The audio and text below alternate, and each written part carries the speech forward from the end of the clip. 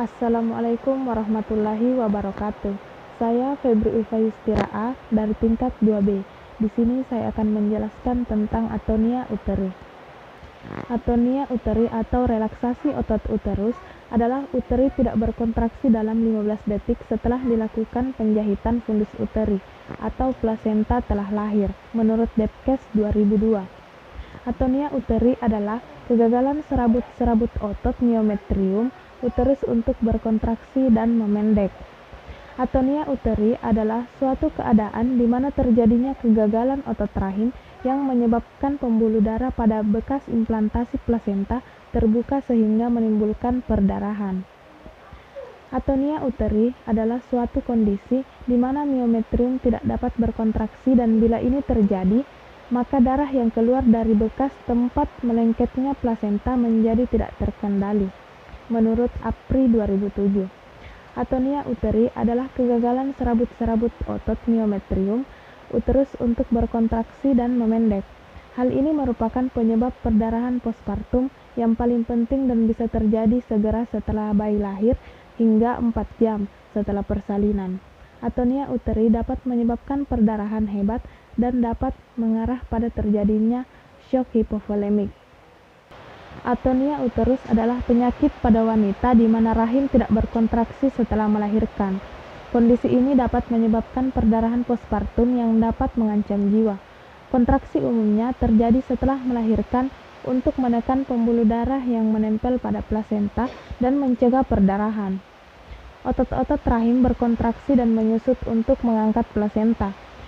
Jika otot uterus tidak cukup kuat untuk berkontraksi dan akan terjadi perdarahan, situasi ini membutuhkan perawatan darurat untuk menghentikan perdarahan dan mengganti darah yang hilang. Ada banyak faktor yang dapat membuat otot rahim gagal berkontraksi setelah persalinan. Beberapa penyebab paling umum dari atonia uteri adalah: yang pertama, persalinan lama atau persalinan tertunda. Yang kedua, pembesaran rahim karena terlalu banyak cairan ketuban atau pilodramios atau anak terlalu besar. Yang ketiga, pemberian oksitosin, anestesi umum atau obat-obatan lain selama persalinan. Dan yang terakhir, proses induksi kerja melalui penggunaan obat-obatan.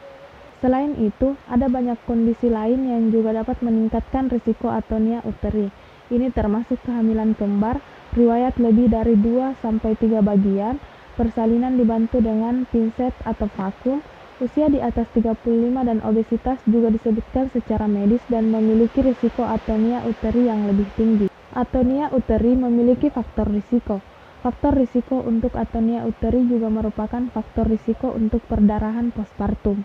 Mempertimbangkan bahwa ada beberapa faktor risiko untuk perdarahan postpartum yang bukan merupakan faktor risiko untuk atonia uteri.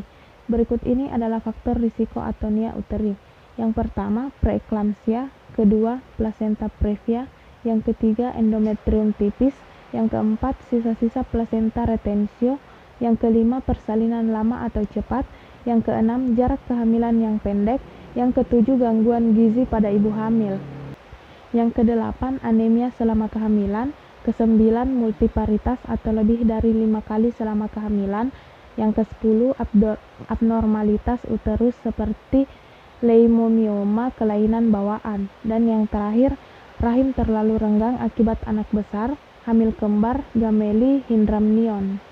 Gejala utama atonia uteri adalah rahimnya rileks dan tidak berkontraksi setelah melahirkan. Atonia uteri adalah penyebab paling umum dari perdarahan postpartum.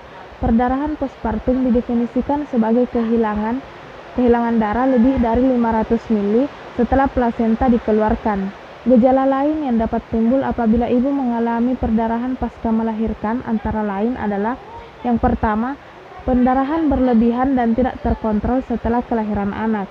Yang kedua, tekanan darah menurun. Yang ketiga, detak jantung meningkat. Yang keempat, rasa nyeri. Dan yang terakhir, nyeri punggung.